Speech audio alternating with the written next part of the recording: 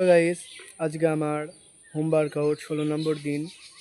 তো আজকের ভিডিওটা অবশ্যই তোমাদের ভালো লাগবে। তো চলো ভিডিওটা দেখা যাক। আর ভিডিওটি ভালো লাগলে অবশ্যই লাইক করবে, কমেন্ট করবে, সাবস্ক্রাইব করে পাশে থাকবে। তো চলো দেখা যাক।